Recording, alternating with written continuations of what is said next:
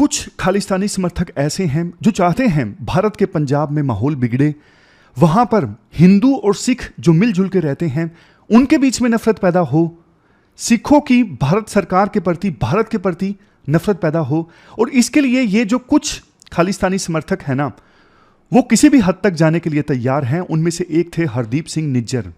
इनके ऊपर आरोप ये था कि कनाडा की धरती पर रहकर इन्होंने ना कुछ सिलेक्टेड असैसिनेशंस करवाए पंजाब में, जैसे कि शिवसेना के एक लीडर की हत्या में इनका हाथ था। डेरा सच्चा सौदा के एक समर्थक की हत्या का आरोप भी इनके ऊपर लगा। ये असैसिनेशंस जो थे ना, वो इस प्रकार से थे कि नफरत पैदा हो दोनों कम्युनिटीज के बीच में, सिखों के बीच में और हिंदुओं के बीच में। इसके जवाब में भारत ने बहुत बार कनाडा की सरकार को बोला, आप एक्शन लीजिए। आपकी धरती पर रहकर कुछ लोग इंडिया में टेररिज्म को अंजाम दे रहे हैं, लेकिन आप कोई भी एक्शन नहीं ले रहे हैं। आप में और पाकिस्तान में कोई फर्क नहीं है। लेकिन कनाडा ने कोई एक्शन नहीं लिया, बल्कि इसके बावजूद कनाडा में भारतीय ओरिजिन के जो लोग हैं उन पर हमले और ज़्यादा इंक्रीज हो गए। इसके अलावा भारत की एम्बेसी, भारत के कॉन्सुलेट के जो ऑफिसेज हैं वहां पर हमले इंक्रीज हो गए। लेकिन कनाडा की सरकार ने इन हमलों को रोकने के लिए कुछ नहीं किया, कोई ठोस एक्शन नहीं लिया। और उसका एक रीजन भी है। रीजन क्या है? देखो, कनाडा की टोटल जो पॉपुलेशन है ना, बहुत कम है। कितनी? 4 करोड़ के आसपास, 4 करोड़ से कम है। भारत में एक राज्य तेलंगाना की जितनी पॉपुलेशन है ना, ऑलमोस्ट उतनी ही टोटल पॉपुलेशन है कनाडा की। और कनाडा की टोटल पॉपुलेशन में ऑलमोस्ट 17 लाख 18 लाख लोग मान लीजिए इंडियन ओरिजिन के हैं, जिसमें से ऑलमोस्ट 8 लाख लोग आप मान सकते हो सिख हैं। इन 8 लाख सिखों में से कुछ सिख ऐसे हैं जो चाहते हैं खालिस्तान बने, जो खालिस्तान के समर्थक हैं, यानी खालिस्तानी हैं। अब ये जो खालिस्तानी है ना, कनाडा में कई सारे बड़े बड़े गुरुद्वारास को कंट्रोल करते हैं। ऐसे खालिस्तानियों की संख्या कई सारी कनाडा की कॉन्स्टिट्यूएंसीज में डिस्ट्रीब्यूटेड है। तो इन्हें ही अपीज करने के लिए कनाडा के जो पॉलिटिशियंस हैं वो इनके खिलाफ एक्शन नहीं लेते, बल्कि इनको अपीज करने की कोशिश करते हैं। क्योंकि गुरुद्वारों से जो फंड आता है, जिनको खालिस्तानी कंट्रोल करते हैं, ये कहा जाता है उस फंड का भी इस्तेमाल किया जाता है कनाडा के इलेक्शंस में। डोनेशन मिलता है पॉलिटिशियंस को। अब देखो हुआ क्या, पिछले दिनों हरदीप सिंह निज्जर की हत्या कर दी गई। मास्क लगाए हुए कुछ शूटर्स ने इनकी हत्या कर दी ब्रिटिश कोलंबिया प्रोविंस में। अब इस हत्या का आरोप ना डायरेक्टली सीधा सीधा कनाडा के प्रधानमंत्री ट्रूडो ने भारत सरकार के ऊपर लगाया है। उन्होंने कुछ देर पहले की बात है हाउस ऑफ कॉमन्स यानी लोकसभा में एक बयान दिया और भारत सरकार पर आरोप लगाया हरदीप सिंह निज्जर की हत्या का। ऐसा देखो रेयरली देखने को मिलता है कि किसी एक देश की सरकार दूसरे देश की सरकार के ऊपर डायरेक्टली इतना एक्सप्लोसिव एलिगेशन लगाए। भारत की सरकार ने तुरंत की तुरंत कनाडा के प्रधानमंत्री के इस स्टेटमेंट को रिजेक्ट कर दिया और बोला कि हंसी आती है उनकी इस स्टेटमेंट को सुनकर। रिलेशंस देखो कनाडा और इंडिया के बीच अभी ऑल टाइम लो पर हैं। अभी G20 के समिट के दौरान कनाडा के प्रधानमंत्री भारत की यात्रा पर आए थे और उनकी ये जो यात्रा थी ना, बहुत ही खराब रही। बहुत एम्बेरसमेंट उन्हें झेलना पड़ा। मीटिंग के दौरान प्रधानमंत्री मोदी ने डायरेक्टली कनाडा की सरकार के ऊपर आरोप लगाया, आप कुछ भी नहीं कर रहे हो। वहां पे इंडियन ओरिजिन के जो लोग हैं उनके ऊपर अटैक्स हो रहे हैं, टेम्पल्स पर अटैक हो रहे हैं, एम्बेसी से संबंधित जो साइट्स हैं वहां पे अटैक हो रहे हैं, लेकिन आपकी सरकार कुछ भी नहीं कर रही है इन अटैक्स को रोकने के लिए। उन्होंने भी भारत की सरकार के ऊपर इंटरफेरेंस का आरोप लगाया। जाहिर तौर पे आरोप सीधा हरदीप सिंह निज्जर की हत्या का था। फ्री ट्रेड एग्रीमेंट के लिए नेगोशिएशंस चल रही थी इंडिया और कनाडा के बीच में। उन नेगोशिएशंस को सस्पेंड कर दिया गया है। कनाडा की सरकार ने भारत के एक डिप्लोमेट को भी कनाडा से निकाल दिया है। अनुमान ऐसा है कि भारत की सरकार भी कनाडा के किसी डिप्लोमेट को एक्सपेल कर सकती है या फिर उसी प्रोपोर्शन में एक्शन ले सकती है जिस प्रकार से कनाडा ने लिया है। वैसे देखो डेट आज की 19 सितंबर 2023 है और स्वागत है आपका एटोएल डिस्कशन में। बहुत अच्छा लगा आज इतने दिनों के बाद फिर से डिस्कशन स्टार्ट करके, ऑलमोस्ट 10 दिनों के बाद। बहुत ज़्यादा मिस किया पिछले 10 दिनों में डिस्कशन को। और देखो इससे भी ज़्यादा अच्छा लगा अभी जो मेंस के पेपर चल रहे हैं ना, बहुत सारे मैसेज मेल मिले। बच्चों ने बोला कि सर अधिकतर जो क्वेश्चंस हैं वो डिस्कशन से सोल्व हो रहे हैं। आप सब ने भी क्वेश्चन पेपर देखे ही होंगे मेंस के, आपका क्या एक्सपीरियंस रहा बताइए खुल के, कॉन्फिडेंस आया कि नहीं आया। मैं इसीलिए तो हमेशा बोलता हूं कि मेरी कोशिश यही होती है कि डिस्कशंस में ना सभी टॉपिक्स को टच किया जाए, ताकि सभी जो क्वेश्चंस है ना कम से कम आप आंसर दे इसको। अगर देखो कुछ स्टैटिक क्वेश्चंस को आप छोड़ दोगे, जैसे फ्योर्ड से संबंधित क्वेश्चन है एक, ऐसे स्टैटिक क्वेश्चंस को छोड़ दोगे तो अधिकतर क्वेश्चंस जो है आप एडिटोरियल डिस्कशन की सहायता से सोल्व कर सकते हो आसानी से। दैट्स द रीजन कि मैं किसी एक न्यूज़पेपर के आर्टिकल पे फोकस नहीं करता, सिलेबस पे फोकस करता हूं कि पूरा सिलेबस टच होना चाहिए, इस प्रकार से करंट अफेयर की डिस्कशन हो। खैर अब देखो बहुत काम करना है, और एक चीज मुझे पता लगा कल मैं जब लौटा, मुझे पता लगा कि पीडीएफ की आपको दिक्कत आई है पिछले कुछ दिनों में। टीचर्स ने देखो पिछले कुछ दिनों में बहुत बढ़िया ढंग से डिस्कस किया, और पीडीएफ्स की समरीज मिलने में आपको परेशानी हुई, वो सारी जो समस्याएं वो आज दूर हो जाएंगी, और रेगुलरली अब जैसा पहले चलता था वैसा ही चलने लगेगा। आज देखो गणेश चतुर्थी है, आप सबको और पूरे परिवार को गणेश चतुर्थी की हार्दिक शुभकामनाएं। लेकिन देखो इस उपलक्ष्य में द हिंदू आज पब्लिश नहीं हुआ है, तो कुछ अच्छे आर्टिकल्स हम डिस्कस करेंगे। सबसे पहला इंपॉर्टेंट आर्टिकल शशि थरूर का पार्लियामेंट्री कंडक्ट से संबंधित है। कंटेस्ट देखो ये है, अभी ना पार्लियामेंट का स्पेशल सेशन चल रहा है जो 18 से लेकर 22 सितंबर के बीच में चलेगा, और इसमें ना बहुत इंपॉर्टेंट बिल्स पास किए जाएंगे, जैसे वुमेन रिजर्वेशन बिल, ऐसी स्पेकुलेशन है। एक और इंटरेस्टिंग चीज, आज से देखो पार्लियामेंट के जो सेशंस है ना वो नए पार्लियामेंट में कंडक्ट होंगे। पुराने पार्लियामेंट की जो यादें थी उसके लिए कल का जो पार्लियामेंट का सेशन था वो पुरानी पार्लियामेंट की बिल्डिंग में लगा, जिसमें अलग अलग लीडर्स ने पुराने पार्लियामेंट की सेशंस की यादें ताजा की। लेकिन आज से जो सेशंस है ना पार्लियामेंट के, वो नए पार्लियामेंट की बिल्डिंग में ऑर्गेनाइज होंगे। इसी संदर्भ में शशि थरूर ने ये आर्टिकल लिखा है, आप जीएस पेपर 2 के इस टॉपिक से आर्टिकल को रिलेट कर सकते हो। सबसे पहले बात करते हैं हम बैकग्राउंड की। बैकग्राउंड क्या है? देखो आजादी के बाद ना भारत ने ब्रिटेन के वेस्टमिनिस्टर मॉडल को एडॉप्ट किया। मतलब जैसे ब्रिटेन में पार्लियामेंट हुआ करती थी 2 हाउस, इंडिया ने भी सेम उसी प्रकार का मॉडल एडॉप्ट किया। आजादी की लड़ाई जब लड़ी जा रही थी ना, बहुत से भारत के लीडर्स उस समय ब्रिटेन में रहते थे या फिर ब्रिटेन में जाया करते थे। वो देखते थे ब्रिटेन की पार्लियामेंट किस प्रकार से आजादी से काम करती है, वहां पे डेमोक्रेसी किस प्रकार से कंडक्ट होती है। लेकिन भारत में भारत के लीडर्स को उस प्रकार की आजादी नहीं है। लेकिन जैसे ही देश को आजादी मिली, सेम जैसे ब्रिटेन में पार्लियामेंट काम किया करती थी ना, उसी प्रकार का जो मॉडल था वो एडॉप्ट किया गया। ब्रिटेन की पार्लियामेंट की चाह इतनी ज्यादा थी कि एक बार एक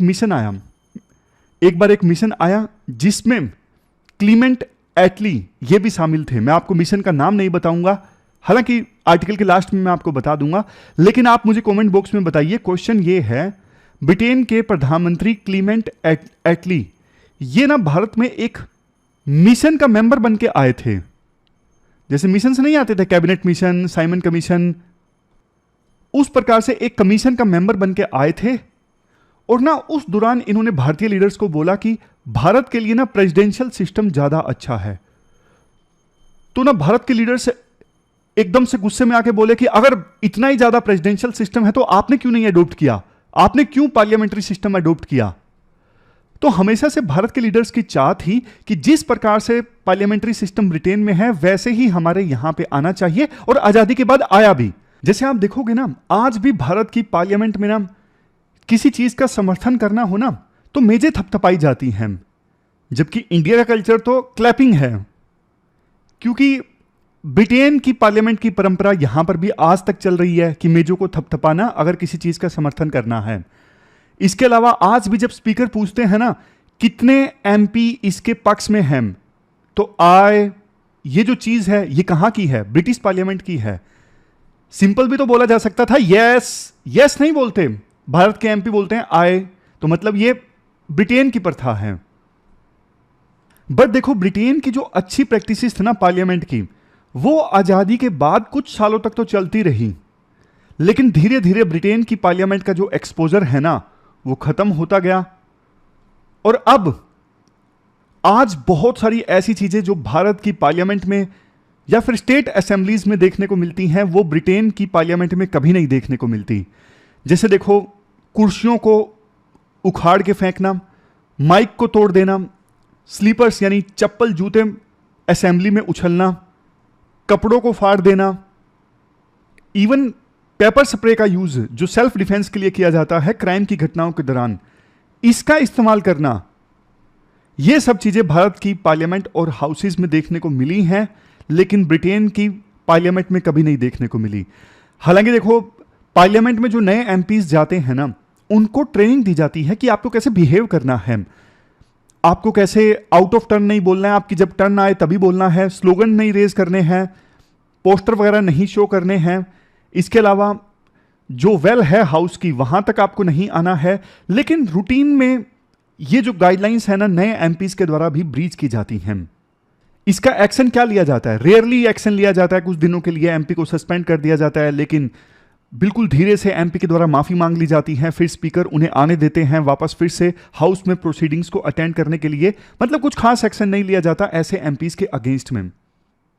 अब राइटर ना कुछ अच्छे सजेशंस देते हैं। राइटर कहते हैं, वैसे तो देखो ब्रिटेन के पार्लियामेंट की ज्यादातर प्रैक्टिसेस को और स्ट्रक्चर को भारत के द्वारा अडॉप्ट किया गया, लेकिन कुछ चीजें छोड़ दी गई जो कि देखो अगर अपनाई जाएं तो बहुत इंपॉर्टेंट है। जैसे एग्जाम्पल के तौर में ब्रिटेन में ना पूरे हफ्ते में एक जो दिन है ना, वो अपोजिशन के लिए रिजर्व होता है, जिसे बोलते हैं अपोजिशन डे। जैसे एग्जाम्पल के तौर पे मान लीजिए फ्राइडे का जो दिन है पूरा अपोजिशन के लिए है। अपोजिशन की जो पार्टीज हैं वो मर्जी चाहे कोई भी इशू रेज कर सकती हैं इस डे पर, इस दिन पर। यह अपोजिशन का दिन होता है। इस दिन का अपोजिशन के द्वारा, ब्रिटेन की अपोजिशन के द्वारा पूरा फायदा उठाया जाता है। ब्रिटेन की सरकार की अकाउंटेबिलिटी फिक्स करने के लिए, ब्रिटेन की सरकार से क्वेश्चंस पूछने के लिए, मतलब जिन क्वेश्चंस से ब्रिटेन की सरकार भागना चाहती है वो क्वेश्चंस रेज किए जाते हैं ब्रिटेन की अपोजिशन के द्वारा इस दिन, अपोजिशन डे के दिन।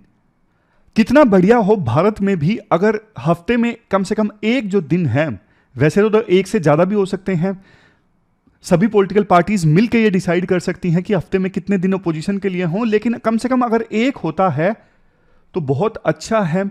फिर अपोजिशन ये बहाना नहीं मारेगा कि हमें बोलने का मौका नहीं मिलता, इसलिए मजबूरी में हमें हाउस को डिसरप्ट करना पड़ता है।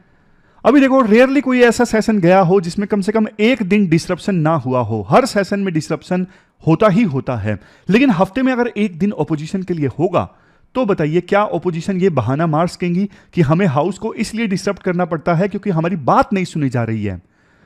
अब दूसरा सजेशन देखिए, वहां पे ना प्राइम मिनिस्टर क्वेश्चन टाइम का एक प्रोविजन है। जैसे ना हर वेडनेसडे को ऑलमोस्ट 12 बजे क्वेश्चंस पूछे जाते हैं प्रधानमंत्री से। वहां के जैसे प्रधानमंत्री हैं अभी ऋषि सुनक। सबसे पहले शुरुआत होती है लीडर ऑफ अपोजिशन से। Leader of opposition directly questions पूछते हैं ब्रिटेन के प्रधानमंत्री से। उसके बाद एक क्वेश्चन रूलिंग पार्टी के एमपी के द्वारा, एक क्वेश्चन अपोजिशन के एमपी के द्वारा। छोटे क्वेश्चंस होते हैं, लगातार ये जो प्रोसेस है वो चलती रहती है। सप्लीमेंट्री क्वेश्चंस भी पूछे जाते हैं, मतलब ब्रिटेन के प्रधानमंत्री ने कोई क्वेश्चन का आंसर दिया, उसके जवाब में फिर से क्वेश्चन पूछा गया, ऐसे सप्लीमेंट्री क्वेश्चंस भी पूछे जाते हैं। मतलब प्रधानमंत्री की सीधी अकाउंटेबिलिटी फिक्स होती है। तो ये जो चीज है ना, ये भारत में भी की जा सकती है। अगर भारत में की जाती है तो बहुत अच्छा है। इससे प्रधानमंत्री का संवाद जो है ना सीधा पार्लियामेंट के सभी एमपी से हो सकता है। इससे डेमोक्रेसी जो है वो और ज्यादा मजबूत हो सकती है। तीसरा सजेशन राइटर ये देते हैं, अभी ना स्पीकर की ना भारत की लोकसभा में स्पीकर की एक आदत हो गई है। जैसे अपोजिशन के जो एमपीज कोई भी सजेशन दे दें, कोई बिल के ऊपर सजेशन दे दें, अमेंडमेंट के लिए प्रपोज कर दें, सबको ना एक ही साथ क्लब करके रिजेक्ट कर दिया जाता है। बिल पास किया जाता है तो अपोजिशन के एमपीज के द्वारा यह मांग की जाती है कम से कम गिनती तो कीजिए कितने लोग बिल के विपक्ष में हैं, लेकिन गिनती भी नहीं की जाती। मतलब अपोजिशन के एमपीज की हर एक मांग को स्पीकर के द्वारा बिना सुने ही रिजेक्ट कर दिया जाता है, या फिर सुनने के बाद बिना डिस्कशन के सीधा रिजेक्ट कर दिया जाता है। अपोजिशन को यह लगता है कि हम तो पूरी तरह से इररिलेवेंट हैं। इससे क्या होता है कि इससे देखो जनता को भी लगता है बार बार डिसरप्शन होता है, अपोजिशन की नहीं सुनी जाती, जनता को भी लगता है कि यार कुछ होता नहीं है पार्लियामेंट में या फिर हाउस में, सिर्फ डिसरप्शन होता है। पॉलिटिशियंस जो हैं, हमारे लीडर्स जो हैं, हमारी मांगों के प्रति ना सीरियस नहीं है। तो इसलिए अगर ये चीजें भारत की पार्लियामेंट में इंप्लीमेंट की जाए ना तो भारत की डेमोक्रेसी और ज्यादा मजबूत होगी। अब मैं आपको क्वेश्चन का आंसर देता हूं जो मैंने आपसे पूछा था। साइमन कमीशन इसका आंसर है। साइमन कमीशन जब भारत में आया था ना, तो उस कमीशन के ये सभी मेंबर्स थे। क्लीमेंट एटली भी मेंबर थे, जो बाद में जाके ब्रिटेन के प्रधानमंत्री भी बनते हैं। एक और क्वेश्चन है जिसका आंसर आपको देना है कमेंट बॉक्स में। 2013 में यूपीएससी ने क्वेश्चन पूछा था साइमन कमीशन से संबंधित, इसका आंसर आप दीजिए कमेंट बॉक्स में। इसके बाद देखो नेक्स्ट जो आर्टिकल है वो हेल्थ केयर से संबंधित है। प्रताप सी रेड्डी, इन्होंने अपोलो के जो हॉस्पिटल्स है ना, आप देखते हो अपोलो हॉस्पिटल्स की जो चेन है उसकी स्थापना इनके द्वारा की गई थी, प्रताप सी रेड्डी के द्वारा। आप जीएस पेपर 2 के इस टॉपिक से आर्टिकल को रिलेट कर सकते हो। हेल्थ से संबंधित अच्छा आर्टिकल है ये। देखो पिछले कुछ सालों में ना इंडिया बहुत से क्रिटिकल इश्यूज पे ना एक स्ट्रॉन्ग वॉइस बनता जा रहा है, चाहे क्लाइमेट चेंज का इशू हो, स्पेस रेस का इशू हो, यूक्रेन और रशिया के बीच में युद्ध का इशू हो। भारत की जो आवाज है ना वो मजबूत माने जाने लगी है। भारत ने मजबूती से इन इश्यूज के ऊपर अपना पक्ष रखा है। हाल ही में भारत दुनिया का पहला ऐसा देश बना जिसने सफलतापूर्वक मून मिशन को लैंड करवाया मून के साउथ पोल पर। G20 की प्रेसिडेंसी को सफलतापूर्वक पूरा किया इंडिया ने। मतलब देखो साफ है, एक नया इंडिया इमर्ज हो रहा है, और ऐसा इंडिया जो देखो वैसे एंशिएंट सिविलाइजेशन से गाइडेंस प्राप्त कर रहा है, लेकिन जिसमें आज के यूथ की एनर्जी, पैशन और एम्बिशन है। बट देखो ये सारी बातें हमने इंडिया के बारे में अच्छी अच्छी डिस्कस की, बट एक कड़वी सच्चाई ये है कि आज इंडिया वर्ल्ड की डायबिटिक कैपिटल है। सबसे ज़्यादा शुगर के जो मरीज हैं आपको पूरी दुनिया में इंडिया में सबसे ज़्यादा मिलेंगे। मिलियंस पेशेंट ऐसे हैं जो हाइपरटेंशन का शिकार हैं। मतलब हाइपरटेंशन में क्या होता है, आर्टरीज में जो ब्लड फ्लो करता है ना, वो आर्टरीज में बहुत ज़्यादा प्रेशर एक्सर्ट करता है, जिससे नुकसान होता है। न जाने कितने यूथ ऐसे हैं जिनकी डेथ हार्ट अटैक से हो रही है। कैंसर, रिस्पायरेटरी इश्यूज, डिप्रेशन और बहुत सारे जो डिजीज हैं जिसके पेशेंट्स इंडिया में बहुत ज़्यादा हैं। देखो एक रिपोर्ट के अनुसार इंडिया में जो नॉन कम्युनिकेबल डिजीज का बर्डन है ना, 2030 तक इसकी कॉस्ट इंडिया की इकोनॉमी पर $4 ट्रिलियन की होगी। अब नॉन कम्युनिकेबल डिजीज जैसे देखो डायबिटीज है, इसकी वजह से पेशेंट की डेथ हो जाती है। एक तो ह्यूमन रिसोर्स का नुकसान होता है, अगर उनकी डेथ नहीं होती तो वो काम कर रहे होते, इकोनॉमी में कंट्रीब्यूट कर रहे होते। दूसरा, हॉस्पिटल में वो जाते हैं, वहां पे खर्च होता है पैसा, तो इकोनॉमी को नुकसान होता है। राइटर का ये कहना है कि देखो अभी इंडिया की जो पॉपुलेशन है ना वो यंग है। हमेशा हम बात करते हैं डेमोग्राफिक डिविडेंड इंडिया के पक्ष में है, लेकिन ये ज़्यादा दिनों तक नहीं रहेगा। इंडिया की पॉपुलेशन भी धीरे धीरे बूढ़ी होने लगेगी। तो ना अभी इंडिया में सभी स्टेक होल्डर्स को मिलकर काम करना होगा ताकि डिजीज के प्रिविलेंस को कम किया जा सके। कैसे कम किया जा सकता है, जैसे देखो कुछ एग्जांपल्स हैं। अवेयरनेस रेज करके, लोगों को अवेयर करके कि आप ये जो लाइफस्टाइल चॉइस अपना रहे हो ना, डेली की डेली शराब का सेवन करना, एक्सरसाइज नहीं करना, अब इनसे नॉन कम्युनिकेबल डिजीज जैसे डायबिटीज इत्यादि का खतरा और ज़्यादा बढ़ जाता है। इसके अलावा देखो जब चेकअप की बात आती है ना, तो सिर्फ ब्लड टेस्ट करवा लिया जाता है, जबकि कॉम्प्रिहेंसिव हेल्थ चेकअप का कल्चर हमारे देश में आना चाहिए। बिकॉज ब्लड टेस्ट से सभी डिजीज का नहीं पता लगता है। राइटर कहते हैं वैसे देखो इंडिया में ना पिछले कुछ सालों में अगर आप देखोगे तो हेल्थ आउटकम काफ़ी इंप्रूव हुई है। जैसे इन्फेंट मोर्टेलिटी रेट 4 गुना तक इंप्रूव हो गई है।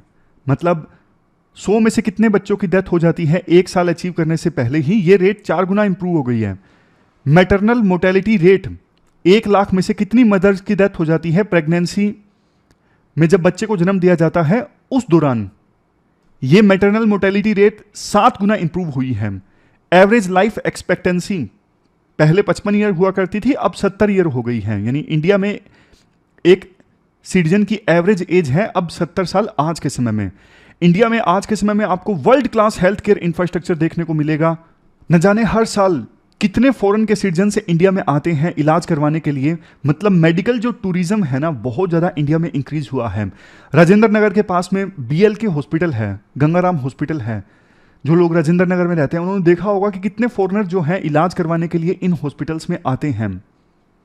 इंडिया में इलाज काफ़ी सस्ता है। जैसे देखो अफ्रीकन्स हैं, इराक हैं, मतलब मिडिल ईस्ट के लोग हैं, अब ये USA जैसे देशों में जाते नहीं इलाज करवाने के लिए, वहाँ पे बहुत महंगा पड़ता है। तो सेम स्टैंडर्ड का इलाज इंडिया में उपलब्ध होता है और बाकी बहुत ही ज़्यादा कम रेट में, इसलिए इंडिया में मेडिकल टूरिज्म के लिए आने वाले लोगों की संख्या काफ़ी ज़्यादा है। एक एग्जाम्पल दिया जाता है जैसे टेक्नोलॉजी में एडवांसमेंट का, proton beam therapy technology. Proton beam therapy technology ये कैंसर के इलाज के लिए है। कैंसर के दौरान जो ट्यूमर हो जाता है ना, अब ना उसको टारगेट किया जाता है इस थेरेपी की सहायता से, और ना ये जो थेरेपी है ना डायरेक्टली वहीं पर वार करती है जहां पे ट्यूमर है, आसपास के हेल्दी टिश्यूज को नुकसान नहीं पहुंचाती। लेकिन वर्ल्ड क्लास मेडिकल एक्सपर्टीज की आवश्यकता होती है इस टेक्नोलॉजी का यूज करने के लिए, जबरदस्त इंफ्रास्ट्रक्चर चाहिए। तो अब इंडिया में ये टेक्नोलॉजी उपलब्ध है। ऑर्थोपीडिक प्रोसीजर्स जैसे मसल्स हैं, जॉइंट्स हैं, उनसे संबंधित जो सर्जरीज की जाती हैं, बेहतरीन सर्जरीज इंडिया में परफॉर्म की जाती हैं हाईली स्किल्ड सर्जन्स के द्वारा, और मिनिमम चीर फाड़ की सहायता से, मतलब मिनिमम इन्वेसिव टेक्निक का इस्तेमाल किया जाता है, जितना कम हो उतना कम चीर फाड़। रोबोटिक सर्जरी इंडिया में काफ़ी पॉपुलर हो रही है। मतलब रोबोट असिस्टेड जो टेक्निक्स है ना, उससे क्या होता है कि रिकवरी फास्ट हो जाती है और बिल्कुल टारगेटेड सर्जरी परफॉर्म की जा सकती है रोबोटिक सर्जरी की सहायता से। इसके बाद राइटर कहते हैं देखो, जो मेडिकल टूरिज्म के लिए लोग आते हैं ना इंडिया में इलाज करवाने के लिए, इससे बहुत फायदा होता है। एम्प्लॉयमेंट तो जनरेट होता ही होता है, फॉरेन एक्सचेंज भी इंडिया में आता है। तो इस मेडिकल टूरिज्म को और ज़्यादा इंक्रीज किया जा सकता है पब्लिक प्राइवेट सेक्टर के बीच में अगर कोलैबोरेशन होता है तो, मतलब सरकार और हेल्थ केयर सेक्टर के जो लीडर्स हैं वो आपस में मिल के काम करें तो इस मेडिकल टूरिज्म को और ज़्यादा प्रमोट किया जा सकता है। इसके बाद राइटर ये कहते हैं आर्टिफिशियल इंटेलिजेंस अब काफ़ी ज़्यादा यूज होने लगी है हेल्थ केयर में। इस पर यूपीएससी ने इस बार क्वेश्चन भी पूछा है मेंस में। देखो एक बात आपको बताऊं, आप में से बहुत से लोगों ने ना मेंस के पेपर देख लिए होंगे। जिन्होंने नहीं देखे मैं उनको बोलता हूं आप देखिए। ऑलमोस्ट 80% जो क्वेश्चंस है ना मेंस के, आप वो सोल्व कर सकते हो सिर्फ और सिर्फ एडिटोरियल डिस्कशन की सहायता से। आप एक बार देखिए, जिन्होंने क्वेश्चन पेपर नहीं देखे हैं मेंस के, आप सब लोग एक बार देखिए, आसानी से आपको वो पेपर्स मिल जाएंगे। आप गूगल पे सर्च कीजिए, ओनली आईएएस की वेबसाइट पे भी आपको मिल जाएंगे। 80% क्वेश्चंस आप आसानी से सोल्व कर सकते हो, अच्छे आंसर्स दे सकते हो। एक होता है कि क्वेश्चन को सोल्व कर देना, मतलब कुछ पॉइंट्स दे देना, एक होता है कि अच्छा आंसर लिख पाना। आप अच्छे आंसर लिख सकते हो। पिछला 1 साल का एडिटोरियल डिस्कशन अगर आपने सुना है तो, जो लोग डिस्कशन को रेगुलरली सुनते हैं, आप भी अपना एक्सपीरियंस बताइए कि आपको कैसा लगा पेपर देख के, आपको कॉन्फिडेंस आया या नहीं आया, आप कमेंट बॉक्स में बताइए। चलो आर्टिकल पे आते हैं। ये क्वेश्चन यूपीएससी ने इस बार पूछा था हेल्थ केयर में एआई से संबंधित। राइटर कहते हैं देखो, देश में ना टैलेंटेड डेटा साइंटिस्ट का, इंजीनियर का बहुत बड़ा पूल है। तो ना आर्टिफिशियल इंटेलिजेंस को और बेहतर ढंग से यूज किया जा सकता है अलग अलग एरियाज में, जैसे मेडिकल डायग्नोसिस में, मतलब डिजीज का पता लगाने में यूज किया जा सकता है, बेहतर डिसीजंस लेने में कि ये डिजीज है, ये केस है, तो इसके लिए क्या स्टेप्स लेने की आवश्यकता है। इसके अलावा महामारी फैलने से पहले प्रिडिक्ट किया जा सकता है एआई का यूज करके। ऑप्टिमाइज ट्रीटमेंट प्लान ड्रा किया जा सकता है कि जैसे मैंने आपको बताया कि हाँ ये स्टेप्स लेने हैं इलाज के लिए, ये दवाइयां लेनी है। ड्रग डिस्कवरी की जा सकती है आर्टिफिशियल इंटेलिजेंस की सहायता से। मतलब एआई की ना, आर्टिफिशियल इंटेलिजेंस की बहुत जबरदस्त एप्लीकेशंस हैं हेल्थ केयर सेक्टर में। तो इसके लिए ना हमें लगातार इन्वेस्ट करना होगा, भारत की सरकार को और प्राइवेट सेक्टर को भी इन्वेस्ट करना होगा कि कैसे एआई को और बेहतर ढंग से हेल्थ केयर सेक्टर में इस्तेमाल किया जा सकता है।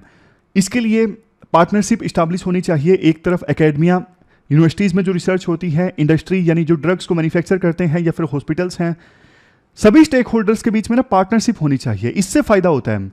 इसरो का एग्जाम्पल हमने देखा, हमने आर्टिकल भी डिस्कस किया था, इसरो क्यों सफल हुआ, डीआरडीओ क्यों सफल नहीं हुआ। अगर देखो ये पार्टनरशिप अलग अलग स्टेक होल्डर्स के बीच में, जैसे एकेडमिया के बीच में, इंडस्ट्री के बीच में अच्छे से इस्टेब्लिश होती है ना, तो artificial intelligence driven health care solutions में इंडिया एक लीडर के तौर पे इमर्ज हो सकता है। राइटर कहते हैं आर्टिफिशियल इंटेलिजेंस एक्सपेंडिचर इंडिया में होगा 2025 आते आते $11.78 बिलियन का, लेकिन 2035 आते आते ये artificial intelligence driven health care solutions होंगे ना, देश की इकोनॉमी में $1 ट्रिलियन कंट्रीब्यूट करेंगे। कंक्लूजन में देखो कहा जा सकता है कि इंडिया एक बहुत इंपॉर्टेंट मूवमेंट पे खड़ा है।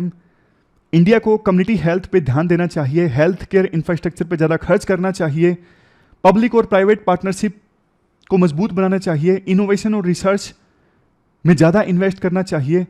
अगर देश की जनता देखो ज़्यादा स्वस्थ है तो ज़्यादा समृद्ध इंडिया होगा, इंडिया के जो लोग हैं ज़्यादा इकोनॉमी में कंट्रीब्यूट करेंगे, भारत एक नई ऊंचाइयों को छुएगा और सही मायने में एक जबरदस्त लीडर के रूप में इमर्ज होकर आएगा पूरे वर्ल्ड में। इसके बाद देखो एक जो अच्छी न्यूज़ निकल के आ रही है, पार्लियामेंट में और स्टेट असेंबलीज में महिलाओं को 33% रिजर्वेशन देने के लिए बिल जो है वो पास हो सकता है पार्लियामेंट के इस स्पेशल सेशन में। अगर ऐसा हो जाता है तो कम से कम 33% जो सीट्स हैं पार्लियामेंट में और स्टेट असेंबलीज में महिलाओं के लिए आरक्षित होंगी। आप भी देखो इस इशू के ऊपर अपना ओपिनियन दीजिए कमेंट बॉक्स में। देखो मैं तो इस बिल के समर्थन में हूं और इस बिल के समर्थन में ना बहुत सारे आर्गुमेंट्स दिए जा सकते हैं। जैसे सबसे पहली चीज, पंचायत में महिलाओं को आरक्षण दिया गया था, इससे काफी पॉजिटिव इंपैक्ट देखने को मिला। बहुत सारी महिला लीडर्स ग्राउंड लेवल पे इमर्ज होके आई। हालांकि सरपंच पति भी, इसका कंसेप्ट भी देखने को मिला कि जो पति हैं वही सरपंच के तौर पे काम कर रहे हैं, महिला का नाम है, रबड़ स्टैंप आप कह सकते हो। लेकिन देखो जैसा पंचायत सीरीज में आपने देखा था, लेकिन देखो फिर भी अगर थोड़ी बहुत कमी है पंचायत में महिलाओं को रिजर्वेशन देने के बाद, यह नहीं आर्ग्यूमेंट दिया जा सकता कि पार्लियामेंट में महिलाओं को आरक्षण ना दिया जाए। अगर पार्लियामेंट में ज्यादा महिलाएं आती हैं, अभी देखो पार्लियामेंट में महिलाओं की संख्या ऑलमोस्ट 15% के आसपास है, अगर ज्यादा महिलाएं आती हैं तो वुमेन रिलेटेड इश्यूज पे ज्यादा चर्चा होगी और दूसरे इश्यूज पर भी वुमेन की जो ओपिनियन है वो इन्वॉल्व होगी। मतलब क्रिटिकल इश्यूज पे महिलाओं के जो कंसर्न्स हैं उनको इन्वॉल्व किया जाएगा, वो शामिल होंगे। और देखो आजादी के 75 वर्ष बाद भी अगर पार्लियामेंट में महिलाओं की संख्या सिर्फ 15% है तो अब समय आ गया है स्ट्रॉन्ग स्टेप लेने का, अफर्मेटिव एक्शन लेने का। समझ गए? अगर महिलाओं की संख्या अपने आप से इंप्रूव होनी होती तो हो चुकी होती, नहीं हो रही है, तो इसलिए रिजर्वेशन देने का बिल्कुल सही समय है। जेंडर गैप इंडेक्स में आप इंडिया का रैंक देख लीजिए कितनी कम है, बहुत ही ज्यादा, 127 आउट ऑफ 146। और अगर देखो सीधी सी बात है, ज्यादा महिलाएं शामिल होगी ना डिसीजन मेकिंग में, तो जो ये वुमेन रिलेटेड इश्यूज है ना, जैसे इंक्रीजिंग क्राइम अगेंस्ट वुमेन, इस बार यूपीएससी ने क्या क्वेश्चन पूछा है मेंस में? इस बार यूपीएससी ने मेंस में क्वेश्चन पूछा है कि मॉडर्न वुमेन जो है वो ज्यादा सुसाइड क्यों कर रही हैं। आपको क्या लगता है कि मॉडर्न वुमेन ज्यादा सुसाइड क्यों कर रही हैं?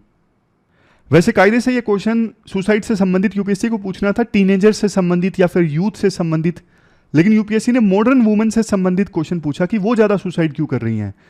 तो ये जो इश्यूज है ना, सेक्स रेशियो हमारे देश में काफी कम है, लो न्यूट्रिशनल वैल्यू, महिलाओं में माल न्यूट्रिशन की समस्या, इन समस्याओं पर ज्यादा गंभीरता से चर्चा हो सकती है, ज्यादा स्ट्रॉन्ग एक्शंस लिए जा सकते हैं, सरकार से सीरियस क्वेश्चंस पूछे जा सकते हैं अगर ज्यादा महिलाएं शामिल होंगी डिसीजन मेकिंग में। अब देखो लास्ट में क्वेश्चंस देख लीजिए। पहला जो क्वेश्चन है वुमेन रिजर्वेशन से संबंधित है। अगर देखो वुमेन को ज्यादा रिप्रेजेंटेशन मिलती है पार्लियामेंट में और इवन स्टेट असेंबलीज में, तो कैसे ये भारत में महिलाओं के स्टेटस को इंप्रूव करेगा? इस पे कमेंट करना है आपको। दूसरा क्वेश्चन पार्लियामेंट में डिसरप्शन से संबंधित है। शशि थरूर का जो आर्टिकल डिस्कस किया उसके माध्यम से आप इस क्वेश्चन का आंसर दे सकते हो। दोनों क्वेश्चंस का आंसर आपको देना है 250 वर्ड्स में। देखो इस बार के पेपर से साफ हो गया है कि क्वेश्चन तो सिंपल आते हैं लेकिन आपका आंसर अच्छा होना चाहिए। रेगुलर आप प्रैक्टिस करोगे तो आपके आंसर्स अच्छे होते जाएंगे। मैं आपको एग्जांपल देता हूं। देखो दो लोग हैं, महेश, सुरेश। अब महेश को काम दिया गया कि आपको ना एक हफ्ते में सिर्फ एक क्वेश्चन लिखना है, सुरेश को काम दिया गया कि एक हफ्ते में 7 क्वेश्चंस लिखने हैं। तो कौन ज्यादा अच्छा आंसर लिखेगा एक हफ्ते के बाद में? जाहिर तौर पे सुरेश अच्छा लिखेगा क्योंकि सुरेश ने ज्यादा प्रैक्टिस की है। तो उसी प्रकार से जितनी ज्यादा आप प्रैक्टिस करोगे ना, उतना ही आपकी आंसर राइटिंग की जो स्किल है वो इंप्रूव होती जाएगी। तो ये थी हमारी आज की डिस्कशन। फिलहाल इस डिस्कशन में इतना ही है। Thank you very much for discussion.